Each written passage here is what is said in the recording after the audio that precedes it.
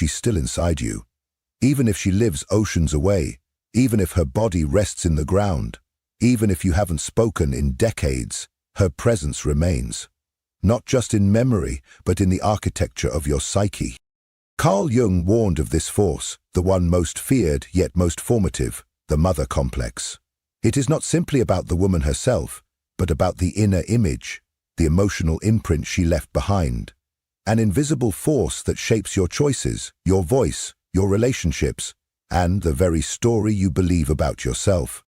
This is what Jung called the shadow mother, not the nurturing face you showed the world, but the psychic residue of unmet needs, silent expectations, and ancestral pain. And here lies the painful truth: you will never fully heal until you face her, not the outer mother, but the one who still lives within you. For many, this territory is sacred and terrifying. Jung wrote, "Nothing has a stronger influence psychologically on their environment, and especially on their children, than the unlived life of the parent." When you carry your mother's pain, her shame, her silence, her sorrow, you become entangled in a life that is not your own. You begin to live as her echo, her protector, her extension, and your soul begins to dim. This is not a path of blame. It is a call to return to yourself, to reclaim the parts of you that were never nurtured, to honor the grief your inner child was never allowed to feel, to set down the weight you were never meant to carry. In this exploration, we are not pointing fingers, we are lighting candles in the darkest corners of your psyche, because true freedom does not come from resenting the mother, it comes from consciously facing the mother within. In this video, we will journey deep into the forbidden corners of your psyche, beyond heartbreak, beyond the ego, into the alchemical process of death and rebirth that begins the moment you finally decide to let her go. You will see why your healing has been stuck, how the mother wound has shaped your identity, and how Jung's profound teachings offer a path not just to survival, but to sovereignty. The truth is simple, though not easy. You are allowed to leave the role of the child. You are allowed to stop carrying the sorrow that is not yours. You are allowed to rewrite the myth. And it begins with one terrifying act of courage: facing the mother in your mind. Let's begin. The first, the role of the mother archetype in the collective unconscious. In Jungian psychology, the image of the mother is not limited to the woman who gave us life. She occupies a primordial seat in the architecture of the collective unconscious, a timeless, transpersonal image encoded into the very soul of humanity. To Jung, the mother is first and foremost an archetype, a universal psychic pattern, inherited rather than invented, emerging again and again in dreams, myths, and personal relationships. She is not just personal, she is eternal. The mother archetype carries a dual face: the life-giver and the life-devourer, the nurturer and the smotherer. This is what Jung called the paradox of the Great Mother. It is an image older than civilization, representing both safety and danger, creation and destruction, comfort and engulfment. This archetype is not bound to the historical identity of your biological mother. It lives beneath it. It shows up in religious icons, nature symbols, mythology, and even in the earth herself. The mother is both the one who feeds you and the one who threatens to consume you. For those carrying unresolved wounds from their mothers, this archetype becomes entangled with personal trauma. Jung warned that when we confuse the personal mother with the archetypal mother, we enter a psychic labyrinth, reenacting childhood pain through adult relationships, yearning for nurturing yet terrified of closeness, seeking approval while fearing rejection. The archetype, when split and unintegrated, produces psychological distortion. In dreams, the mother may appear as a gentle guardian or a monstrous figure that devours. In myth, she is both Demeter and Kali, Mary and Medea. Jung described this ambivalence as the bipolar nature of the mother archetype: good and evil, creator and destroyer, holy and profane. When the psyche clings to one side while repressing the other, we fragment. To idealize the mother is to deny her shadow. To demonize her is to reject her light. Either way, we fall into projection, casting our inner wounds onto partners, mentors, bosses, spiritual teachers, any figure carrying the symbolic weight of the mother.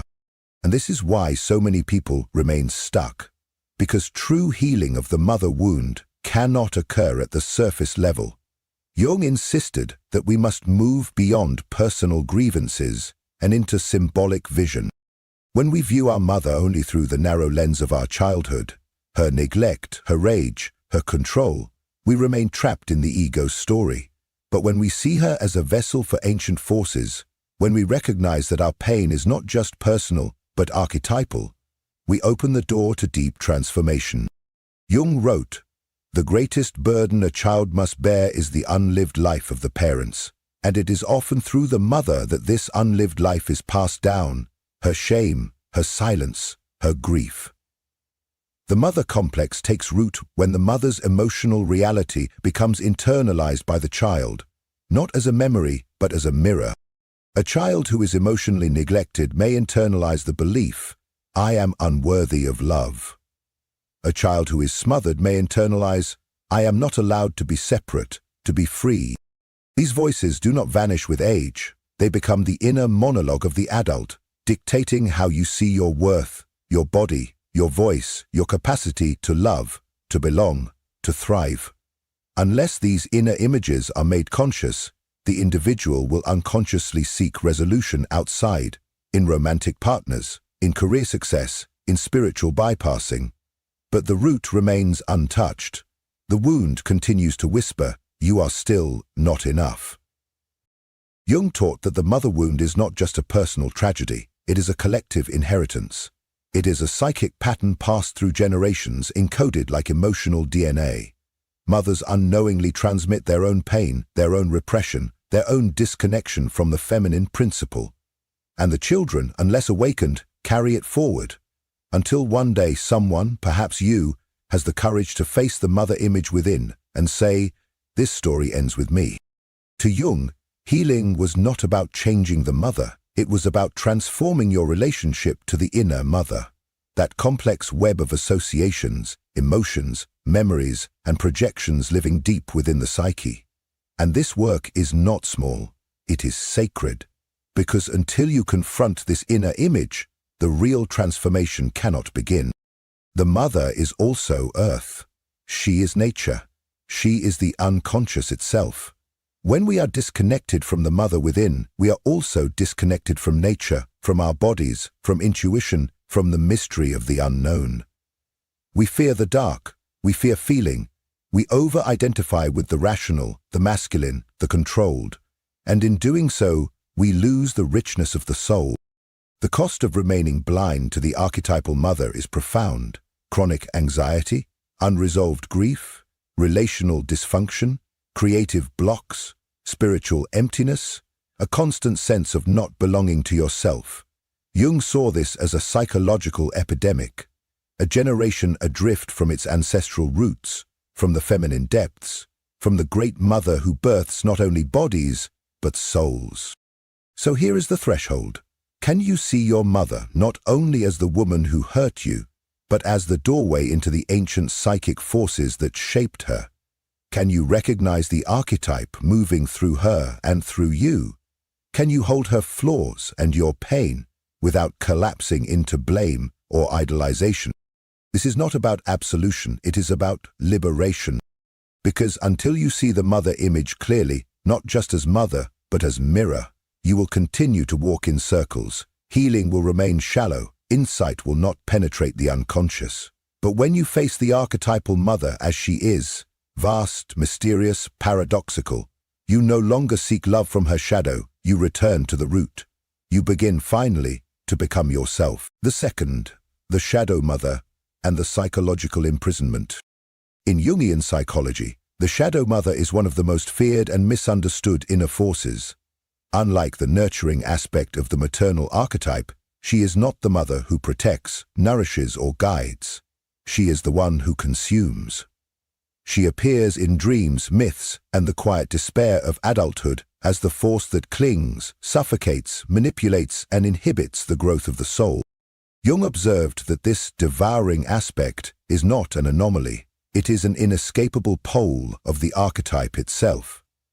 The Great Mother births and devours. She creates and she withholds. And when this aspect is not faced consciously, it becomes a psychic prison from which the ego cannot escape. The Shadow Mother shows up in mythology as Demeter refusing to release Persephone, as dragons guarding sacred treasure, as goddesses who swallow their offspring. Psychologically, she emerges when maternal energy overreaches its natural bounds, when love becomes control, when protection becomes possessiveness, when care disguises dependency. In these moments, the child feels not held but consumed. And yet, because the energy is wrapped in maternal language, "I just want what's best for you," the child cannot name the betrayal. The soul collapses inward, silently absorbing the belief, "My freedom is abandonment, my autonomy is betrayal." As Jung wrote, this force rarely enters consciousness in obvious ways. Its grip is subtle, hidden beneath layers of conditioning and inherited guilt. In adult life, it may appear as crippling self-doubt, a persistent inner critic that echoes the mother's voice. It may show up as the inability to feel safe when independent, the reflexive fear of disappointing others, or the unconscious attraction to romantic partners who control, diminish, or suffocate, mirroring the emotional terrain of the mother wound. It is the guilt that arises the moment you try to set a boundary, speak your truth, or walk away from dysfunction. The Shadow Mother whispers, "You are ungrateful, you are bad, you are selfish." This is psychological infantilization, a state Jung warned against, where the ego remains small and dependent, physically adult, but emotionally tethered to the mother's expectations. You may move cities, change your name, live across oceans, and still hear her voice in your head. Before you speak, before you act, before you dare to live. This is not about physical distance. It is about energetic entanglement. The ego remains a child, orbiting the mother's gravity, terrified to step out of line. Jung once said that the psyche prefers the known hell to the unknown heaven, and the Shadow Mother is that hell, familiar, predictable, falsely comforting. People stay in toxic dynamics not because they enjoy suffering, but because suffering preserves the psychic bond. Pain becomes loyalty. Self-betrayal becomes love. And until this pattern is made conscious, individuals will continue recreating the same conditions, believing they are choosing freely, when in fact they are acting out the myth of the devouring mother. And what is the mother's most powerful tool? Guilt. Not the healthy guilt that corrects moral failure, but a primordial guilt, an inherited, irrational fear that to separate is to die. Jung described this as the psychic leash, forged not from logic, but from archetypal fear. I am bad if I walk away. I am betraying her if I become myself. This guilt is ancient. It speaks to the terror of exile, the primal fear of losing the container of life itself. And, under its weight, many remain frozen, sabotaging joy, suppressing truth, collapsing before every act of self-assertion. But paradoxically, Jung taught that the Shadow Mother is not just the jailer. She is also the gatekeeper of the soul. She is the dragon that guards the gold, the monster you must face to retrieve your own name. The pain she causes is not meaningless. It is an initiation. In myth, the hero must confront her not to destroy her, but to reclaim what she holds hostage, the right to exist, to feel, to create, to choose. Integration, not annihilation, is the task. To do this, Jung encouraged active imagination, a conscious inner dialogue with the devouring mother within. You visualize her, you speak to her, you express the rage, the sorrow, the betrayal. You let the abandoned child speak, you let her speak. You come face to face, not with evil, but with a wounded archetypal force, distorted by generations of fear, shame, and unlived longing. And when this process is done sincerely, something shifts. The mother loses her grip. The inner child begins to stand. The psyche begins to remember that it belongs to itself. This confrontation is a psychological death and rebirth, the death of the dependent child, the birth of the sovereign adult. Jung warned that this phase is often accompanied by a collapse, depression, emptiness, grief. But this crumbling is sacred. It is the dismantling of inherited illusion. The ego feels naked, but for the first time, it is real, and it is from this darkness that light can return, not borrowed light, but the soul's own fire. So let us be clear, the shadow mother is not your enemy. She is your threshold. She is the terrible teacher, the fierce face of the feminine that demands you awaken. And when you dare to confront her, not to blame her, but to reclaim yourself, you open the door to freedom.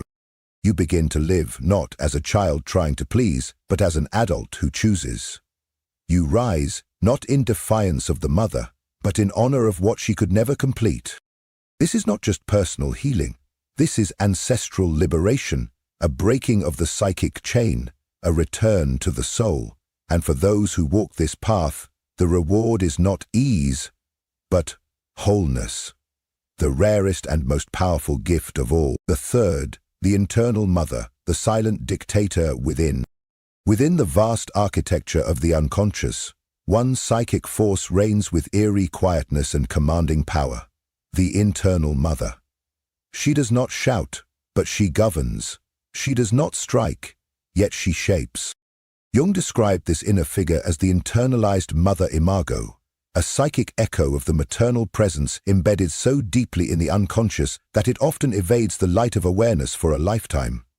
Even when the biological mother is long gone, through death, distance, or estrangement, the inner mother lives on. And not as memory alone, but as a living, autonomous complex, silently scripting how we think, feel, choose, and relate. She becomes the invisible monarch of the inner kingdom, whispering into the soul of the adult what the child once absorbed without question. From our very first breath, the mother, or the one who stood in her place, became the mirror through which we glimpsed our first sense of self. Through her gaze, her tone, her embrace or her withdrawal, we learned whether we were welcome in the world or merely tolerated. Jung believed these early impressions are not merely stored in the brain, they are mythologized in the soul, crystallized into what he called the mother complex. This psychic constellation becomes the mother imago, a symbolic image that carries emotional charge, meaning, and mythic weight. And here is the tragedy. The imago is rarely accurate. It is not the mother as she was, but the mother as we perceived her, through a psyche still unformed, still desperate to survive. If the internal mother was nurturing, attuned, and consistent, she becomes an inner wellspring of self-worth and security. But if she was absent, rejecting, critical, or enmeshing, she becomes a silent saboteur, a force that, though unseen, conditions every relationship, every risk, every dream. Her voice may whisper, "You are too much. You are not enough. Don't speak, don't shine, stay small, stay safe." Jung warned that when this voice is mistaken for the self, the individual becomes enslaved to a ghost, confusing inherited programming with inner truth. This is the birthplace of the inner saboteur, not mere insecurity, but the internalized criticism of a mother who once withheld approval or used affection as currency.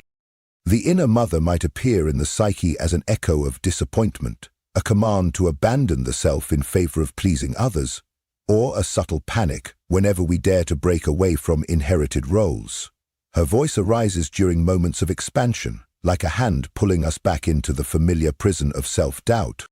And when this internal figure is not made conscious, Jung explained, she is projected outward, onto lovers, teachers, bosses, friends. Suddenly we are no longer seeing people for who they are, but through the emotionally charged lens of our unmet maternal longing. We expect them to heal wounds they did not cause. We react to them with disproportionate fear, neediness, or rage. We chase the fantasy of being chosen, nurtured, or validated, while unconsciously attracting partners who replicate the very emotional dynamics we are trying to escape.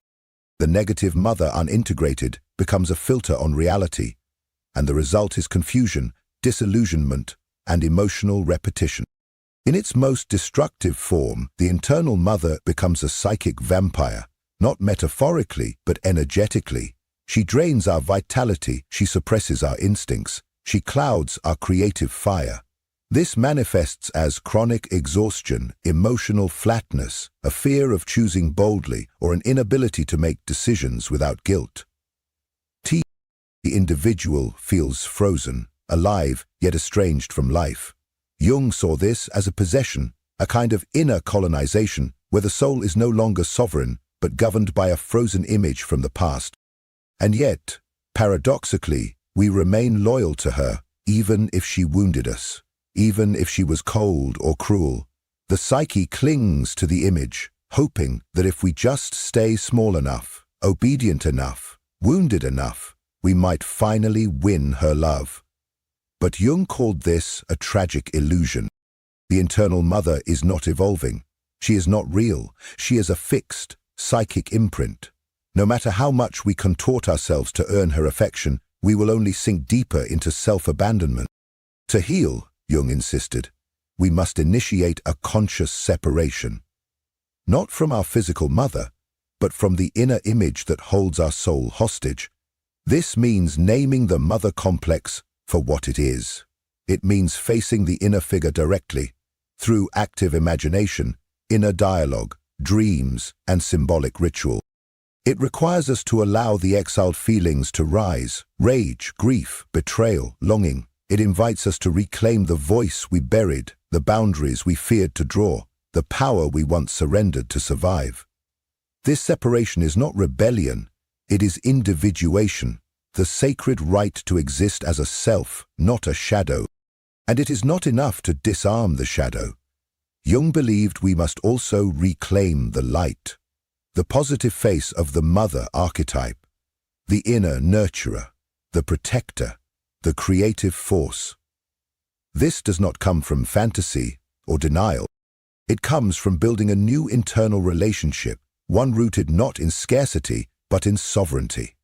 Through kind self-talk, inner rituals of care, connection to mythic feminine symbols, and practices of creativity and embodiment, we slowly begin to mother ourselves, and in doing so, we reclaim the parts of our psyche once exiled in the name of survival. Jung wrote, "We do not become enlightened by imagining figures of light, but by making the darkness conscious. In the realm of the mother complex, that darkness lives in the internal mother, the silent dictator, the inherited voice, the ancestral wound. And until we face her, not with hatred, but with clarity, we remain bound. But once we do, we step into something sacred. We begin to live, not as children seeking permission, but as adults who carry within them both the fire and the gentleness of the healed feminine. We no longer wait to be chosen.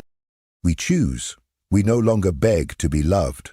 We love ourselves into wholeness, and in that act, the spell of the inner mother begins to break, and a deeper self begins to rise. The fourth, separation and the necessity of the independent ego. Carl Jung taught that one of the most sacred and agonizing thresholds in psychological life is the symbolic separation from the mother complex. This is not a rejection of the mother herself, but a confrontation with the archetypal gravitational field that pulls the ego back into fusion, dependence, and unconscious loyalty. Without this separation, Jung warned, there can be no individuation, no true I, no fully awakened life. The process is less a social event than it is a profound psychic rite, a death and rebirth hidden beneath ordinary adult struggles with boundaries, identity, and purpose. To remain enmeshed with the mother imago, whether through guilt, fantasy, or unconscious fear, is to live behind a veil, acting not from self-possession, but from inherited roles.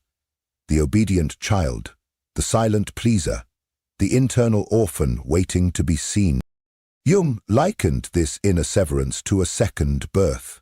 The first freed the body, the second frees the soul. It is through this painful unbinding that the adult self begins to rise, not in rebellion, but in reverence for what must evolve. Yet, many resist this rite. The separation, while essential, is met with terror, Jung identified the forces that bind us: the fear of annihilation, the child's primal terror that to separate is to die, the guilt of betrayal, a psychic belief that individuation is an act of ingratitude toward the one who gave us life, the comfort of familiarity, where even suffocation feels safer than freedom, and the cultural scaffolding that elevates familial loyalty above inner authenticity.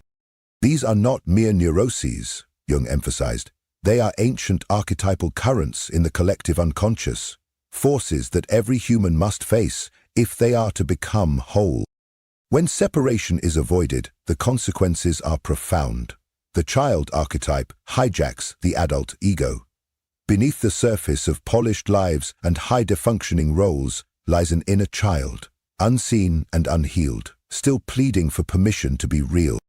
These individuals live in adult bodies, but cannot claim their inner authority. They hesitate before action, defer decisions, suppress desires, and fear failure not for what it is, but for what it might say to the lingering mother in the mind. In Jung's eyes, this was not immaturity, it was psychic captivity. True separation is the hero's journey. It is the descent into the unconscious forest, the confrontation with the dragon of the mother's shadow, the protector who becomes jailer, the giver who becomes devourer. The path is littered with grief, confusion, rage, and the aching silence of ancestral memory. But to refuse this call is to live a life dictated not by soul, but by avoidance. The one who delays this journey risks existential despair, unknowingly repeating the unresolved drama of the mother complex in every partner, every job, every unmet longing. The ego must die for the self to rise. Jung described this moment as a psychological crucifixion, the death of the compliant child, the one who once believed that love could only be earned through suppression. In its place, the sovereign adult is born, not polished, not perfect, but grounded, breathing, willing to meet life as it is. This birth, like all births, is messy, demands mourning.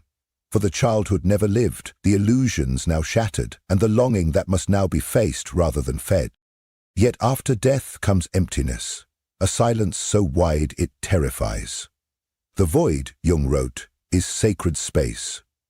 It is the vacuum left behind when the mother's voice no longer fills the psyche, and it is dangerous only when we do not fill it ourselves. If we do not claim this space with our own values, desires, and inner voice, the mother's shadow returns, stronger, subtler, and more consuming. This is why separation alone is not enough. It must be followed by creation. The building of a new inner structure, not borrowed, not inherited, but forged from self-awareness. When this happens, when the individual crosses the threshold, the sovereign ego begins to awaken. This is not the inflated ego of superiority, but the stable ego of self-trust, the kind that no longer acts to please or perform, but to express the truth of one's being. It no longer makes decisions out of fear or guilt, but from alignment. It enters relationship not to be saved, but to share. This ego does not seek certainty, it embraces mystery. It does not demand applause, it honors its own voice. And behind this process lies a spiritual truth. Jung saw the break from the mother complex as more than psychological. It is the moment we step out of the known world, the mother as collective, the mother as safety, and step into the wild, sacred territory of the self. The self is not the ego's fantasy, but the deep inner guide, the force that carries our blueprint and dares us to fulfill it. When we separate from the mother complex, we are not turning away from love, we are turning toward truth. And in doing so we begin to live not as followers of scripts, but as co-creators of meaning. Ritual helps this unfold. Jung understood that thresholds must be marked. Whether through art, dreamwork, journaling, or sacred symbolic gestures, we give form to the formless. We declare, the old is over. We speak to the mother in our minds and say, I honor you, but I no longer belong to you, I belong to myself. We build altars not of stone, but of courage, acts of boundary, moments of honesty, breaths taken without fear of punishment. Separation, then, is not betrayal. It is devotion to life. It is the act of becoming a vessel wide enough to hold both the grief of the past and the beauty of what is yet to be. Without it, we circle the same shadows. With it, we begin the walk toward the self. As Jung once said, man's task is to become conscious of the contents that press upward from the unconscious, and in the labyrinth of the mother complex, the first doorway opens through the brave, beautiful act of letting go. The fifth, psychological symptoms of the unhealed mother wound. A depth psychology perspective. Carl Jung once said, "Until you make the unconscious conscious, it will direct your life and you will call it fate." Nowhere is this more apparent than in the silent, corrosive effects of the unhealed mother wound. When the mother complex lies dormant and unexamined, it does not disappear. It metastasizes, weaving itself through every corner of the psyche, subtly shaping one's beliefs, behaviors, emotions, and relationships. These are not random misfortunes or personality quirks, Jung warned, but archetypal patterns, manifestations of unresolved energies that have not yet been brought into the light. Let us now explore the 9 deeply rooted psychic symptoms that reveal the presence of an unhealed mother wound. Symptoms that reach far beyond the personal and into the very soul of the collective unconscious. 1. The inner critic and chronic self-doubt. One of the first signs of an unhealed mother wound is a relentless inner voice that whispers sabotage. You're not good enough. Who do you think you are? This is no ordinary self-doubt. It is the internalized shadow of the maternal voice, a psychic echo of early life experiences where love may have been conditional, approval withheld, or vulnerability punished. Disguised as logic or morality, this voice punishes the ego and stifles the emerging self. Jung described this as a complex, an autonomous fragment of the psyche that acts like a parasite, feeding off the ego's attempts to grow. 2. The fear autonomy and the clinging to dependence. Many who carry this wound find themselves torn between the longing for freedom and the terror of it. They crave independence, yet feel paralyzed when asked to stand alone. Decisions feel dangerous, success feels like betrayal, and failure becomes a means of maintaining invisible loyalty to the suffering mother image. Jung saw this dynamic as a regression into the archetypal mother's arms. Safety, purchased at the cost of the self. 3. Guilt, shame, and the inherited burden. There exists a deep, almost sacred guilt in those who attempt to separate from the mother complex. It says, "If I thrive, I betray her. If I grow, I abandon her." This is not personal guilt, it is archetypal. It stems from the primitive belief that one's survival is tied to the mother's emotional state. Jung identified this as the child unconsciously carrying the unlived life of the parent, the mother's regrets, limitations, and pain, passed down like invisible psychic inheritance. 4. The pattern of self-abandonment and people-pleasing. Those wounded by the mother's disapproval or conditional love often become experts in self-abandonment. The ego, still trained to appease, betrays its own needs in order to remain good, lovable, or accepted. Boundaries feel like threats. Saying no induces shame. Jung interpreted this as the ego still wearing the mask of the obedient child, terrified to risk the wrath of the inner mother, and unfamiliar with the sacred authority of its own voice. 5. Attracting relationships that reenact the wound. Perhaps most painfully, individuals often find themselves magnetized to those who resemble the emotional terrain of their mother wound, emotionally distant, critical, controlling, or smothering partners. This repetition is not foolishness.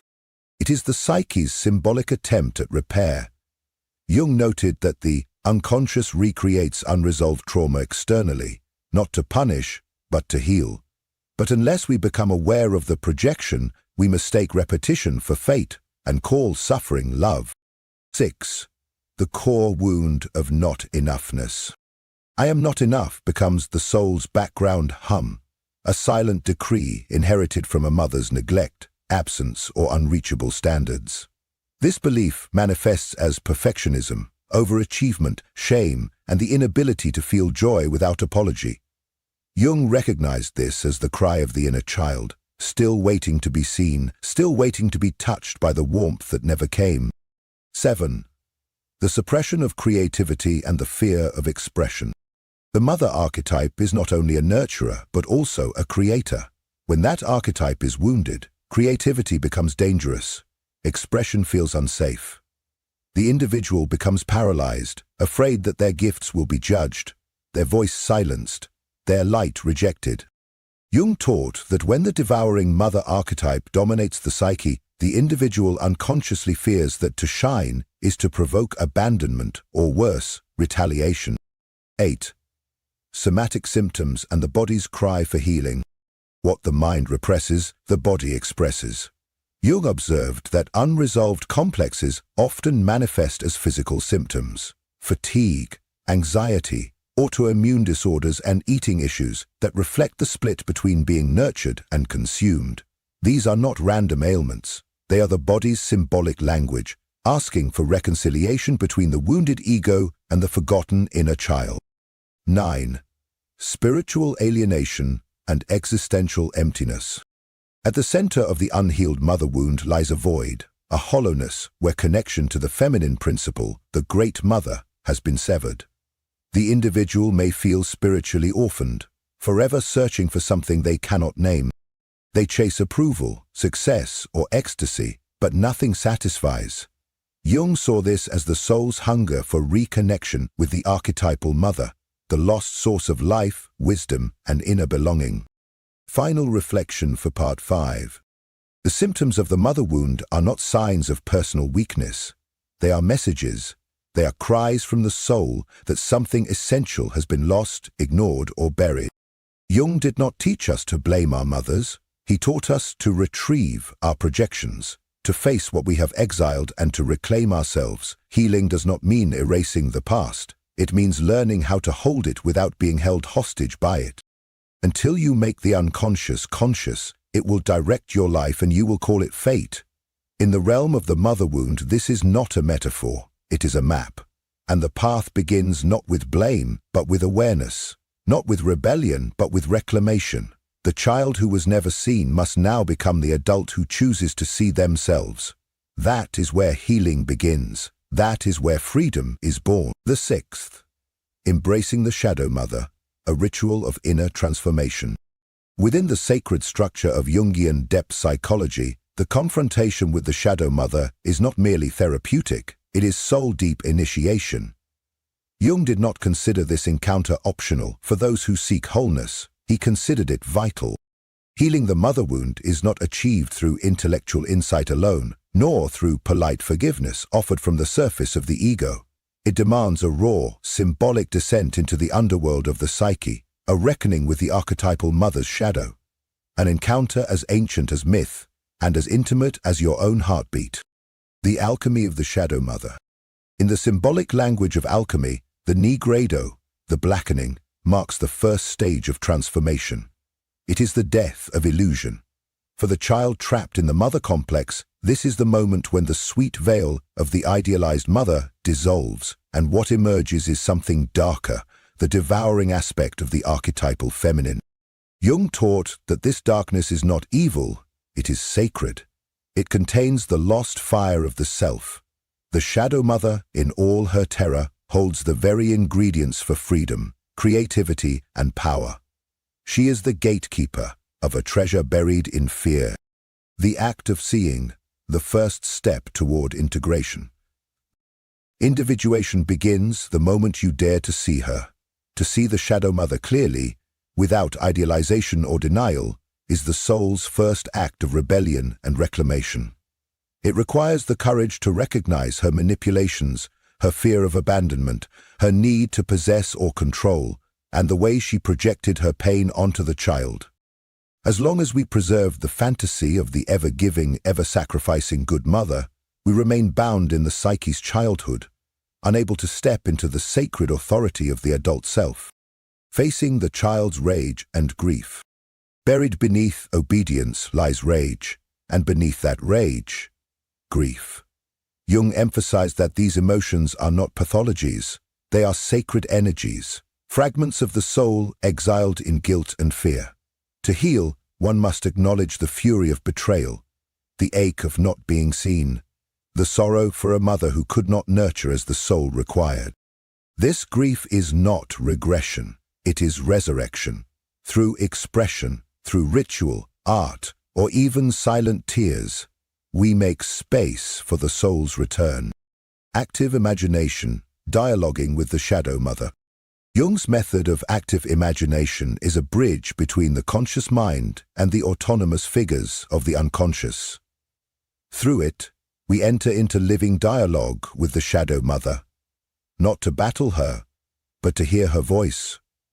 She may reveal fear, jealousy, sorrow, or loss, and through this conversation, the ego transforms. No longer a child craving approval, but an adult capable of listening, speaking, and standing with inner sovereignty. The false split of all good or all bad dissolves. Wholeness begins. The symbolic death of the mother's tyranny. This confrontation marks a death, not of the physical mother, but of the psychic prison she may still represent. Nightmares, emotional storms, and crumbling beliefs often accompany this symbolic death. But in Jung's mythopoetic lens, this death is sacred. It mirrors the myth of the hero descending into the underworld to face the dragon, the mother shadow, and rising reborn. What dies is not the mother, but the ego's illusion. What is born is the soul's freedom, the return of the rejected feminine. The shadow mother does not only wound the heart, she wounds the feminine within.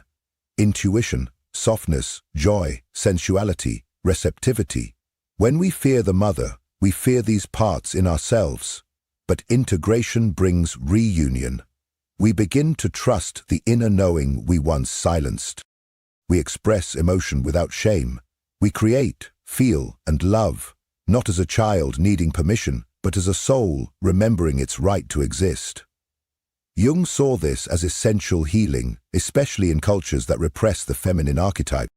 Rituals of transformation and liberation. Transformation must be marked.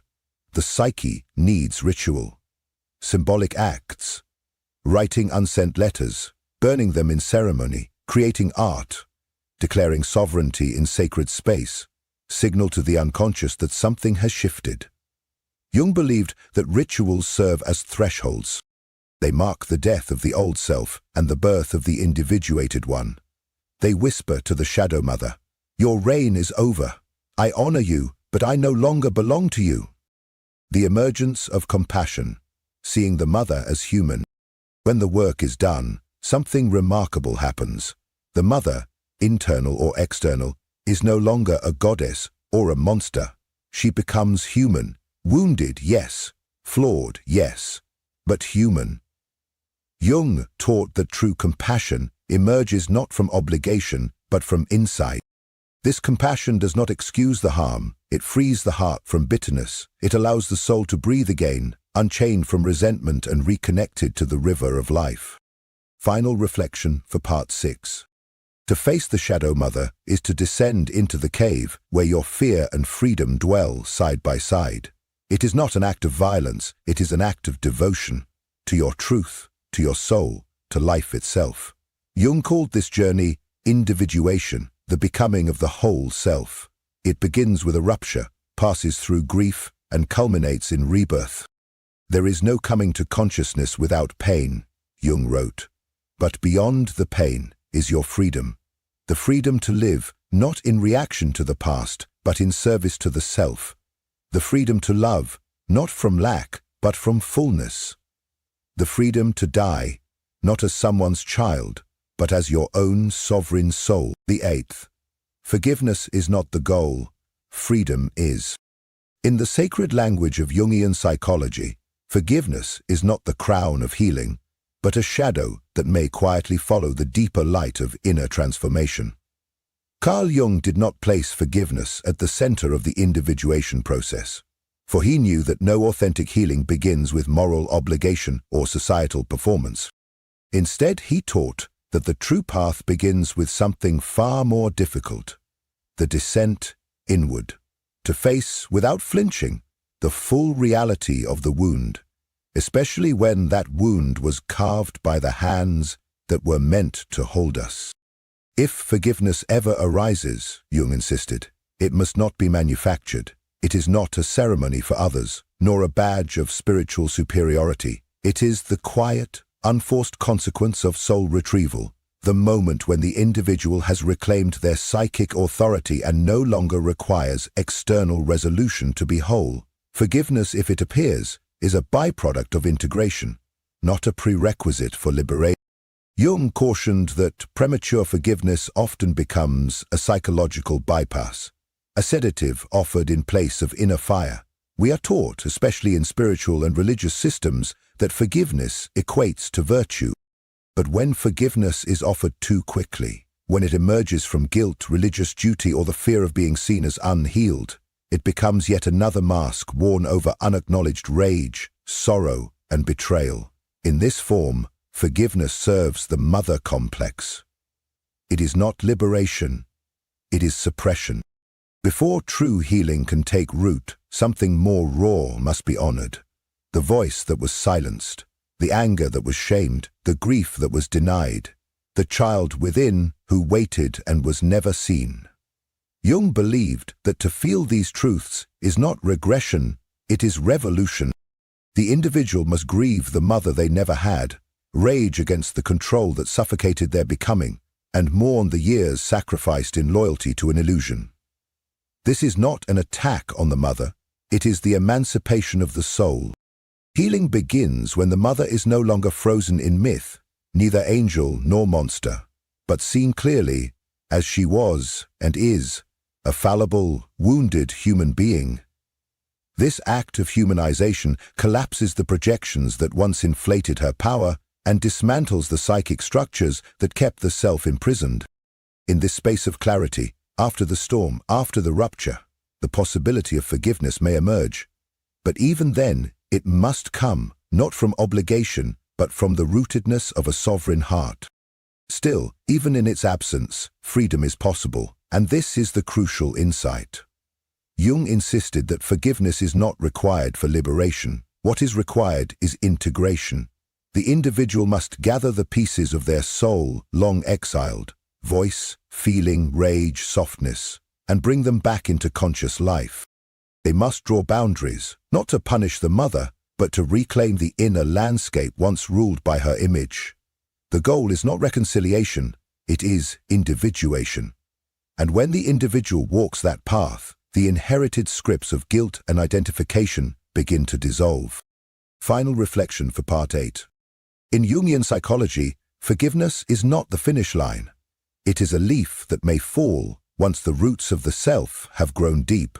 The true journey is not toward reconciliation, but toward restoration of inner authority.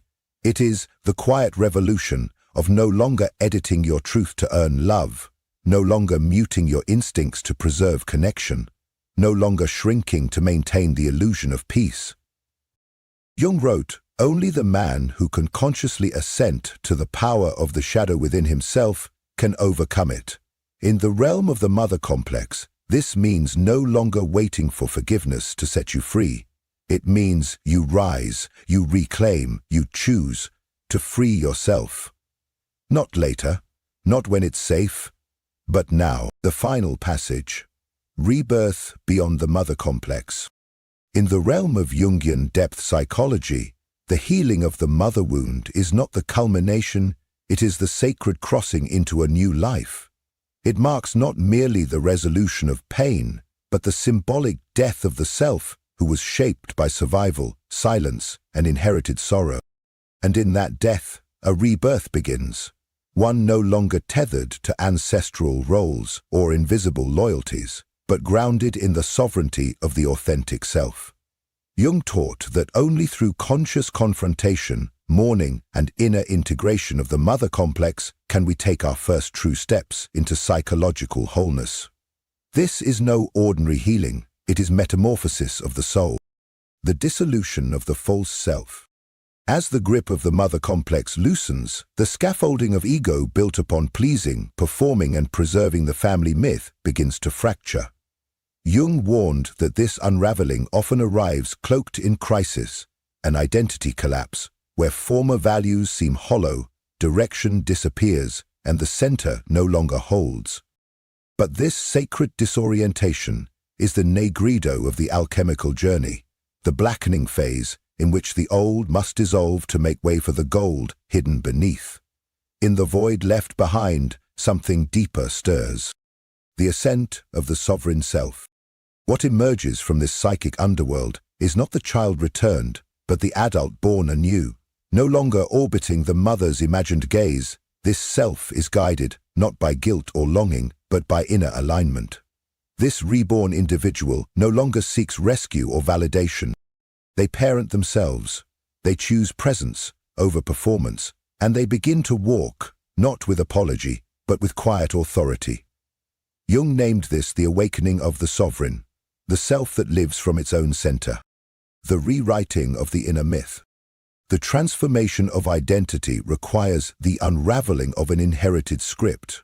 The old narrative, I must sacrifice myself to be worthy, I am never enough unless I earn it, must be unbound from the psyche. In its place, a new myth emerges, one written not in reaction to the mother's pain, but in reverence for one's own truth. Jung considered this inner revision a sacred rite, the individual stepping out of a family tragedy and becoming the author of a new symbolic life. The sacred boundaries of individuation. With this emergence comes the necessity of boundary, not to punish, but to protect. The external mother, if still present, must be met with clarity. The internal mother, her voice of shame, fear, or guilt, must be recognized and gently disempowered. Jung emphasized that boundaries are not severances of love, but declarations of selfhood. They are the psychic lines that guard the adult from regression and honor the hard-earned terrain of the self. The reclamation of the inner mother. A profound shift occurs when the need for external nurturance is withdrawn and rerouted inward. Here, the archetypal inner mother is reclaimed, not as the voice of judgment, but as the whisper of intuition, softness, and care. Self-parenting becomes a living ritual. Rest becomes sacred. Emotion is honored without apology. Jung understood this as the reintegration of the feminine principle, where being is no longer seen as weakness, but as wisdom in motion. The rebirth of creative life. Once freed from the mother's unconscious dominion, the soul begins to flower again. The creative force, long paralyzed by fear of rejection, begins to move. It may come as words, visions, touch, or movement. Jung believed this creative renewal was not decoration, but evidence that individuation is taking root. For to create is to claim authorship of your life, to act, not from wounding, but from wonder, returning whole to the world. Jung taught that individuation is never self-centered. It prepares the individual to return to the collective, not as a fractured child seeking healing from others, but as an adult who can offer presence, wisdom, and love. Relationships transform. They are no longer reenactments of loss, but vessels of reciprocity. Purpose becomes a channel, not for approval, but for contribution. This is the matured self, standing in the world without shame, breaking the spell for future generations. Perhaps most miraculously, Jung saw the healing of the mother wound as a transgenerational act. To confront and integrate it is to interrupt the ancestral pattern. No longer is the mother's pain unconsciously passed on. Instead, the healed individual becomes a conscious ancestor, one who returns not to rescue the mother, but to redeem the line. This is the deeper offering, to be the one who ends the spell and births a new legacy of wholeness, creativity, and freedom. Final reflection. Rebirth, in Jungian psychology, is not about becoming who you were before the pain. It is about awakening to the truth of who you were always meant to be. It is the quiet rebellion against inherited guilt, unconscious loyalties, and familial shadow.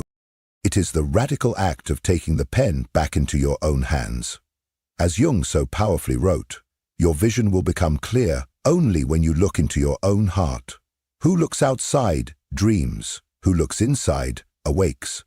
And in the aftermath of the mother wound, awakening means this: no one else is coming to rewrite your story, because now you are the author, and the page before you is blank. If something within this message stirred you, if even a single word mirrored your inner experience, I invite you to let your voice be heard in the comments. Have you encountered that soul whose presence feels like home, or are you still walking the sacred path back to yourself? Your story, however unfinished, may become the lantern in someone else's darkness, the very sign they didn't know they were searching for. And if someone close to you is silently struggling with the illusion that love must hurt, that self-abandonment is the price of connection, or that they are unworthy of peace, share this video with them. Help me reach the ones who need to remember. Real love does not demand that we shrink. True connection does not ask for sacrifice of the soul. And the most vital union we will ever form is the one with our own inner truth.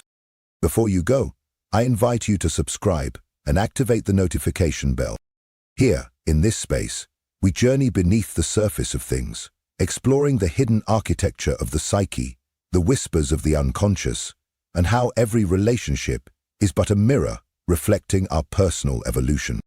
If there's a theme, a question, or a wound you would like us to explore in future videos, leave it below. This space breathes because of you. Your voice is not only welcome here, it is essential. Thank you for showing up, not just to this video, but to your inner work, to the sacred labor of remembering who you truly are. And always remember this: when the right person appears, your soul will know, not through fear, but through peace. But until that moment, let your most intimate relationship be the one you cultivate within. That is the foundation, that is the home. And from that wholeness, all things real are born. Until next time, I'll see you on the path.